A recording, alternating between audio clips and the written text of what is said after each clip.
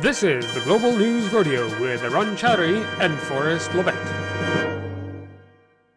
Hi, and welcome back to the committee program. I am your host, Arun Chaudhary, and this is your Global News Rodeo, a roundup of world events as curated by the show's own Forrest, Lovette. Let's go. Item 1. Foreshadowing flashback, Zelensky wins Ukrainian election. On this date 3 years ago, Zelensky won the Ukrainian presidential election in a landslide victory. Let's take a look back at that original election report by the BBC. Here we go. You ready? And I want to remind you something afterwards that I've reminded you before. But here we go. With nearly all the votes counted in the runoff, Zelensky has earned 73% of the vote, opposed to only 24% for incumbent Petro Poroshenko, the chocolate guy, as you'll recall. In an address to his supporters, Zelensky said, "I will never let you down." Russian PM Dmitry Medvedev commented on the election win in a Facebook post, saying he expects Zelensky to represent familiar ideological formulas that won him the presidency, but also adding, at the same time, there is a chance to improve relations with our country. Zelensky is a comedian who was trained as a lawyer. He is best known for a starring role in the TV series Servant of the People, where he played the Ukrainian president. Jonah Fisher of BBC News in Kiev says the joking must stop, and the comedian must now use the month until the inauguration to drop the lighthearted social media posts and face the serious reality of a simmering war with Russian-backed rebels in the East. The thing that I did want to mention again was that Zelensky was someone who the U.S. was not very excited when he won, and of course now you see a huge gush of international support. However you feel about kind of how that has played out, it is definitely a reality, and it's funny because he was not their guy. And I think you see maybe echoes in some of these other places where it's just not as clear cut as it used to be. Who is whose guy? That's what living in a multipolar world looks like. It is messier, and it is a bit stranger. Item 2. Du Merde. French students unhappy with candidates. Socialist workers reporting that French university students have assembled en masse to protest the upcoming presidential election. The participants called the choice between neoliberal Macron and right-wing Le Pen, we call him a monarchist sometimes, an electoral masquerade. One student was quoted saying the election puts an ultra-liberal and a fascist face to face. They should not be treated the same, but they both present programs that oppress us, so we want to create a national movement of questioning.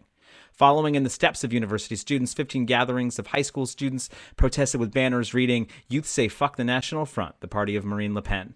But they also had signs that read, "Blood on his hands," in reference to Emmanuel Macron and his perceived racist and sexist policies. As we heard from Pauline on the show just a bit back, there are these legislative elections that come on the heels of the presidential election. This is a thing that France does, in which usually just sort of ratifies what has happened. But that is maybe someplace where we can look for tea leaves as to what the French left might try to consolidate around and whether that is starting to work, as we've just seen kind of a lot of disheartening momentum for the French left as a unified force.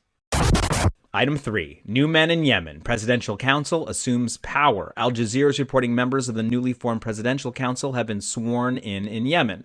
The ceremony was conducted in front of the Yemeni parliament in the port city of Aden last week. The head of the council, Rashad Al-Alimi, said economic stability and eliminating human suffering were at the top of the council's priorities. Yemen analyst Adam Barron said of the transition, "The return to ground is a key step. That being said, the key priorities moving forward will ultimately be to improve service provision and to work on improve the tentative progress towards stabilization."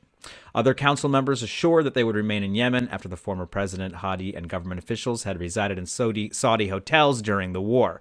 Hadi has now ceded his powers to the council, who will now attempt to address the debilitating 7-year conflict in the country. I don't know enough to say if this feels like good, real progress towards just ending the humanitarian catastrophe that is in Yemen, and I hope so. And we should actually have our Yemen folks back on to talk about what's going on there very specifically, because it's easy for us all to say, oh, we talk about Ukraine and we don't talk about places like Yemen, but then we still don't talk about places like Yemen. So let's talk about places like Yemen. Item 4, prevailing plight of populists. Slovenian election could oust PM. And this is a good one for 2 reasons. One, you really see Forrest leading into the iteration, which is something that I like. And number 2, you see me here actually at a basement in Ljubljana, where we are working in the Slovenian election for opposition folks who we hope we'll have a good result. But let's talk about what Forrest wants to talk about.